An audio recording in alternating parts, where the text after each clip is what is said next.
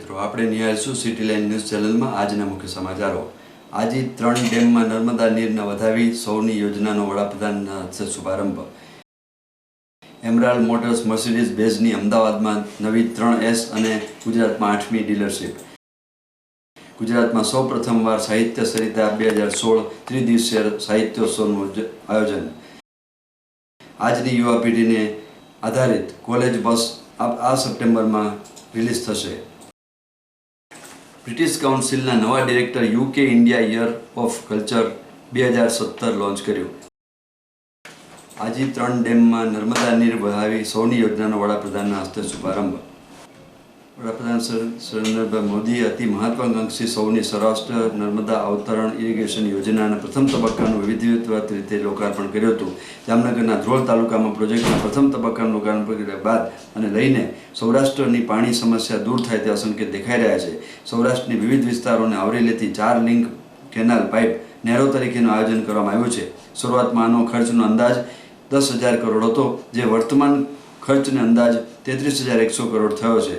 10.33 lakh acre વિસ્તારને સિંચાઈની યોજના ધ્યાને લીધે આવરી લેવામાં આવશે। નર્મદા અવતરણ સિંચાઈ યોજનાની લિંક 1નું પ્રથમ તબક્કાનું કામ પૂર્ણ થયા બાદ મોદીના હસ્તે યોજનાનું લોકાર્પણ કરવામાં આવ્યું હતું।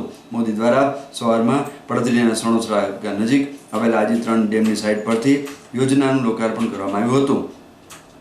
લોકાર્પણ વિધિ કરવામાં આવી ત્યારે તેમની સાથે ગુજરાતના મુખ્યપ્રધાન વિજયભાઈ રૂપાણી તથા નાયબ મુખ્યપ્રધાન નીતિનભાઈ પટેલ પણ રહ્યા હતા। પ્રદેશ પ્રમુખ જીતુભાઈ વાઘાણી પણ હાજર રહ્યા હતા। સૌની યોજના એટલે કે સૌરાષ્ટ્ર નર્મદા ઇરિગેશન યોજના સૌરાષ્ટ્ર બંધને જોડતી આ યોજનાને ખૂબ ઉપયોગી ગણવામાં આવે છે। પ્રધાનમંત્રી કૃષિ સિંચાઈ યોજના આ સૌની યોજનામાંથી પ્રેરણા મળીને યોજના બની છે।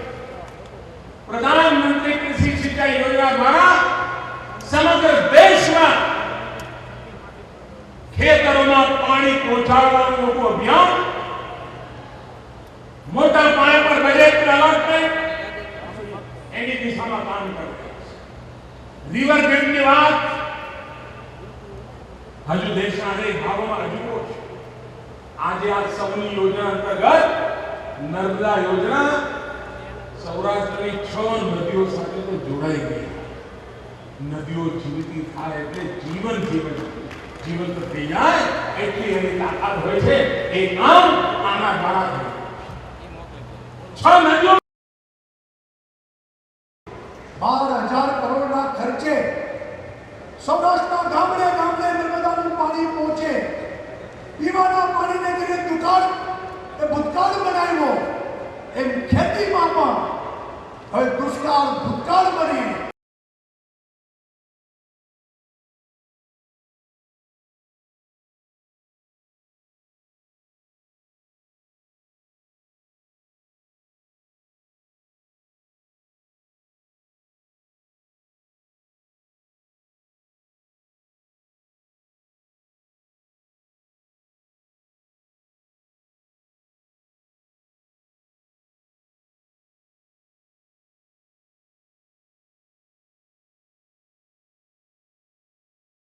એરાલ્ડ મોટર્સ મર્સિડીઝ બેન્ઝની અમદાવાદમાં નવી 3S અને ગુજરાતમાં 8મી ડીલરશીપ। વર્ષ 2016 તેની વિનિંગ ફિલસૂફીને અનુસરતા ભારતની સૌથી મોટી લક્ઝરી કાર ઉત્પાદક મર્સિડીઝ બેન્ઝે અમદાવાદમાં તેની બીજી અત્યાધુનિક 3S ડીલરશીપનું ઉદ્ઘાટન કરી તેને નેટવર્કની હાજરી વધુ મજબૂત બનાવી નવો Mercedes Benz showroom Emerald Motors CG રોડના પોસ્ટ વિસ્તારમાં સ્થિત સૌથી મોટી 3S લક્ઝરી ડીલરશીપ છે। એ 3S લક્ઝરી કારનું શોરૂમનું ઉદ્ઘાટન મર્સિડીઝ બેન્ઝ ઇન્ડિયાના મેનેજિંગ ડિરેક્ટર અને CEO શ્રી રોનાલ્ડ ફોલ્ગર અને એમરાલ્ડ મોટર્સના એક્ઝિક્યુટિવ ડિરેક્ટર શ્રી કનૈયામ ઠક્કરના હસ્તે કરવામાં આવ્યું હતું। આ પ્રસંગે વાત કરતા મર્સિડીઝ બેન્ઝ ઇન્ડિયાના મેનેજિંગ ડિરેક્ટર અને CEO રોનાલ્ડ ફોલ્ગરે જણાવ્યું હતું કે પશ્ચિમ ભારત અમારા માટે ખૂબ જ મહત્વનું બજાર છે। અમે આ ક્ષેત્રમાં આગામી સમયમાં માંગમાં નોંધપાત્ર વૃદ્ધિ જોઈ રહ્યા છીએ। અમદાવાદમાં બીજી 3S લક્ઝરી ડીલરશીપનું ઉદ્ઘાટન સાથે અમે ગુજરાતમાં અમારી હાજરી વધુ મજબૂત બનાવવા સક્ષમ બનીશું અને લક્ઝરી ઓટોમોબાઇલ્સની વધતી માંગને લાભ ઉઠાવી શકશું। આ સમૃદ્ધ રાજ્ય અમારું 8મું આઉટલેટ છે। શ્રી ફોલકરે વધુ ઉમેર્યું હતું કે વર્ષ 2016 માટેની અમારી ફિલસૂફી વિનિંગ છે, કારણ કે અમે અમારા વિશિષ્ટ ગ્રાહકો સાથેનું અંતર ઘટાડવા, નવા ક્ષેત્રો સર્જવા માટે આતુર છીએ. વ્યૂહાત્મક નેટવર્ક વિસ્તરણ પહેલાં અમારી વ્યૂહરચનાનો એક ભાગ છે. અત્યાધુનિક 3S ડીલરશીપ એમરોલ્ડ મોટર્સ કુલ 34,600 ચોરસ ફૂટ વિસ્તારમાં ફેલાઈ છે, જે તેને કાર ચાહકો માટે એક વૈભવી સ્થળ બનાવે છે. 3S ડીલરશીપ CG રોડના પોસ્ટ વિસ્તારમાં પરિમલ 4 રસ્તા નજીક પ્લોટ નંબર 4 શાંતિ સદન સોસાયટી સ્થિત છે. એમરાલ્ડ મોટર્સ 11 કાર્સ ડિસ્પ્લે સાથે મર્સિડીઝ કાર બેઝ કારની વ્યાપક રેન્જ દર્શાવશે. વધુમાં એમરાલ્ડ મોટર્સ આ જ પરિસરમાં સર્વિસની અત્યાધુનિક સુવિધા સજ્જ છે. આ શોરૂમની વર્કશોપ 21,500 ચોરસ ફૂટ વિસ્તારમાં ફેલાયેલી છે અને તે દિવસમાં 17 કાર્સની સર્વિસની ક્ષમતા ધરાવે છે. બોડી અને પેઇન્ટ શોપ પણ વર્કશોપની એકીકૃત ભાગ છે. વધારામાં મેન્ટેનન્સ તથા રિપેર માટે 18 બનાવવામાં આવ્યા છે. શોરૂમ અને સર્વિસ સેન્ટર 94થી વધુ તાલીમબદ્ધ કર્મચારીઓ સાથે એમરાલ્ડ મોટર્સ એક ટીમની જેમ કામ કરશે અને ગ્રાહકોને ઉચ્ચ સ્તરની સુવિધાઓ પૂરી પાડવા માટે નવા સીમાચિહ્નો સ્થાપિત કરવા કટિબદ્ધ છે. શોરૂમમાં કર્મચારીઓ સુપીરિયર ક્વોલિટી રિપેર વર્ક અને ગ્રાહકોની સુવિધા પૂરી પાડવા માટે મર્સિડીઝ બેન્ઝના પ્રાઇડો મૂલ્ય તાલીમબદ્ધ છે. એમરાલ્ડ મોટર્સના એક્ઝિક્યુટિવ ડિરેક્ટર શ્રી કનૈયા ઠક્કરે જણાવ્યું હતું કે એમરાલ્ડ મોટર્સ સૌ પ્રથમ વખત મર્સિડીઝ બેન્ઝની આઇકોનિક બ્રાન્ડ સાથે ભાગીદાર બનતા ગર્વ અનુભવે છે.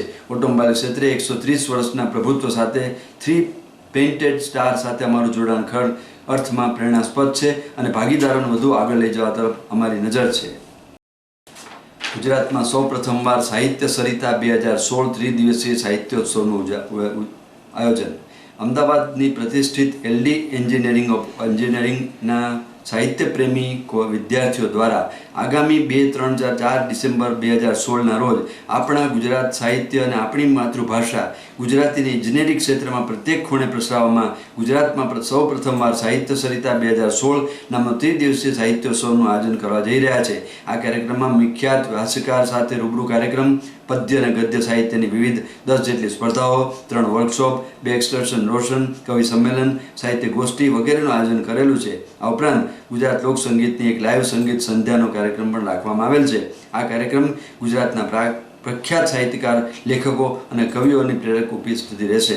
આ મહોત્સવની થીમ એ આપણા માનનીય વડાપ્રધાન શ્રી નરેન્દ્રભાઈ મોદીજીના ડિજિટલ ઇન્ડિયા પર આધારિત છે. ઉપરાંત મન કી બાત અંતર્ગત મોદીજી કહેલું કે દરેક નાગરિક પાસે ઓછામાં ઓછું એક ખાદીનું વસ્ત્ર હોવું જોઈએ અને તેમણે પહેરવું જોઈએ. મોદીજીના સ્વપ્નને સાકાર કરવા અને આજના યુવાનો સુધી માનનીય વડાપ્રધાનશ્રીના વિચારો પહોંચાડવા, આપણી ખાદીને સુલભ કરવા આ મહોત્સવની અંદર ખાદીને વિશિષ્ટ સ્થાન અપાયું છે. આ કાર્યક્રમ ઉદ્ઘાટન આપણા રાજ્યના માનનીય રાજ્યપાલ શ્રી OP કોહલીજી દ્વારા થઈ રહ્યું છે. આ ઉપરાંત શિક્ષણ મંત્રી શ્રી ભૂપેન્દ્રસિંહ ચુડાસમા, સાહિત્ય અકાદમીના chairman Shri Bhagyesh Jha, commissioner Shri technical શિક્ષણ AM માકડ તથા અનેક મહાનુભાવો આ કાર્યક્રમમાં હાજરી આપશે. આજની યુવા પેઢી પર આધારિત ગુજરાતી ફિલ્મ કોલેજ બસ આ સપ્ટેમ્બર સમગ્ર ગુજરાતમાં રિલીઝ થશે.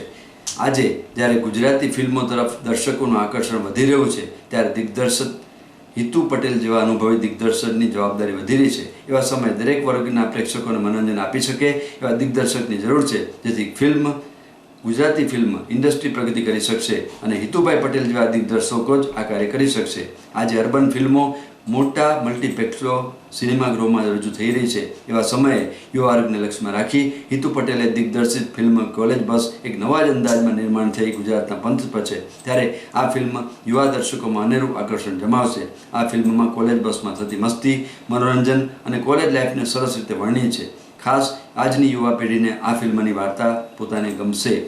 પ્રોડ્યુસર રિષભ જૈન જણાવ્યું હતું કે મૂવી યુથ અને કોલેજ લાઈફ પર આધારિત છે અને જેના ઘરમાં છોકરી એકલી કોલેજ જાય છે એવા મા બાપને મેસેજ આપતી મૂવી છે. હું ઘણા સમયથી એવી એક ફિલ્મનો હિસ્સો બનવા માંગતો હતો જે યુથ પર આધારિત હોય, ત્યારે અચાનક મારી પાસે આ ફિલ્મની વાર્તા લઈ અને દિગ્દર્શક એડિટર હિતુ પટેલ મારી પાસે આવ્યા તો મેં વાત સાંભળતા જ આ ફિલ્મ પ્રોડ્યુસ કરવાનું વચન આપી દીધું અને આજે મને ખૂબ ગર્વ અને અનુભવ છે કે આ મૂવી ટૂંક સમયમાં નજીકના સિનેમાઘરમાં જોવા મળશે. ગુજરાતી ફિલ્મના જાણીતા દિગ્દર્શક અને એડિટર હિતુ પટેલ છેલ્લા 25 વર્ષથી ટેલિવિઝન ક્ષેત્રે કાર્યરત છે. તેમણે વિવિધ વાર્તાઓ પરથી અત્યાર સુધી 14 ગુજરાતી ફિલ્મોનું દિગ્દર્શન કર્યું છે. આ સિવાય અસંખ્ય એડ ફિલ્મ ટીવી સિરિયલનું દિગ્દર્શન કરી ચૂક્યા છે, ત્યારે આટલા વિશાળ અનુભવના કારણે એમને નક્કી કરેલા શેડ્યુલ તેમજ બજેટમાં રહીને મનોરંજન ફિલ્મ અને સફળ ફિલ્મોનું નિર્માણ કરવામાં ફાવટ આવી ગઈ છે. પિક્ચર વિશે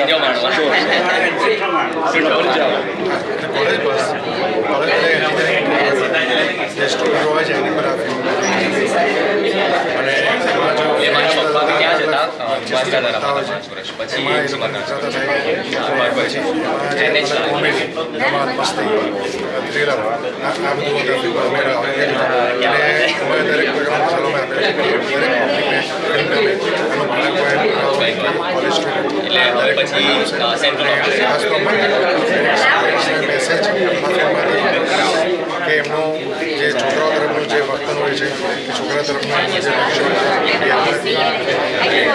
કેટલામી ફિલ્મ અમારી 14મી ફિલ્મ છે.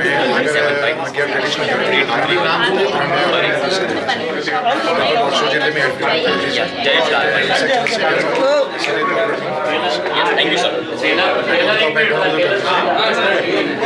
એક્સપિરિયન્સ આવ્યો. 25 વર્ષથી ડાયરેક્શન સાથે સંકળાયેલો છું. ફાધર જોડે પણ આપ એટલે બાળપણથી જ હું ફાધર જોડે શૂટિંગોમાંથી જતો હતો અને ત્યાં એક્સપિરિયન્સ મળેલો છે. બ્રિટિશ કાઉન્સિલના નવા director UK India year of culture 2017 launch કર્યું. બ્રિટિશ કાઉન્સિલ ઇન્ડિયાના director MN ગેમ્મેલ OBE 2017 UK India year of culture અભિયાનના પ્રારંભ તથા અમદાવાદમાં વિવિધ અન્ય પહેલની જાહેરાત કરી છે. અમદાવાદની પ્રથમ મુલાકાત દરમિયાન ભારત ખાતેના નવા ડિરેક્ટરે ભારત અને યુકે વચ્ચે મજબૂત સંબંધો માટે સાંસ્કૃતિક આદાન પ્રદાનને પ્રોત્સાહન આપવાની તથા શિક્ષણની તકો વિસ્તારવા ઉપર ભાર મૂક્યો હતો. સાંસ્કૃતિક પહેલના ભાગરૂપે બ્રિટિશ કાઉન્સિલે 20 ફિલ્મ 20 વીક પ્રોગ્રામની જાહેરાત પણ કરી છે, જે અંતર્ગત સપ્ટેમ્બર 2016 અને જાન્યુઆરી 2017 દરમિયાન કેટલાક શ્રેષ્ઠ બ્રિટિશ સિનેમા દર્શાવવામાં આવશે. અમદાવાદની મુલાકાત દરમિયાન અને એલને શિક્ષણવિદો, કલાકારો, લેખકો, સર્જકો અને સામાજિક કાર્યકર્તાઓની મુલાકાત લઈ તેમની સાથે યર ઓફ કલ્ચર 2017ની સંભવિત કામગીરી ચર્ચા કરી હતી. તેમણે યુકે ઇન્ડિયા એજ્યુકેશન રિસર્ચ ઇનિશિયેટિવના 3જા તબક્કા માટે અરજી મંગાવવાની પણ જાહેરાત કરી હતી, જેનો મુખ્ય ઉદ્દેશ્ય ભારત અને યુકે વચ્ચે શૈક્ષણિક સંબંધ મજબૂત બનાવવાનો છે. આ કાર્યક્રમને સંબોધન કરતા બ્રિટિશ કાઉન્સિલ ઇન્ડિયાના ડિરેક્ટર એલન ગેમ્મેલે જણાવ્યું, ભારત અને યુકે ઐતિહાસિક સંબંધ ધરાવે છે અને 2017 યુકે ઇન્ડિયા કલ્ચર સાંસ્કૃતિક સહભાગિતાના જુસ્સાને બળ આપવામાં આવશે. આપણી ભાવિ પેઢીઓ આપણા ભૂતકાળ અને આપણે અપનાવેલા માર્ગ અને આપણી વર્તમાન સ્થિતિ અંગે જાણકારી મેળવે તે અત્યંત આવશ્યક છે. આપ નિહાળતા રહો સિટી લાઇન ન્યૂઝ ચેનલ. આ હતા આજના મુખ્ય સમાચારો.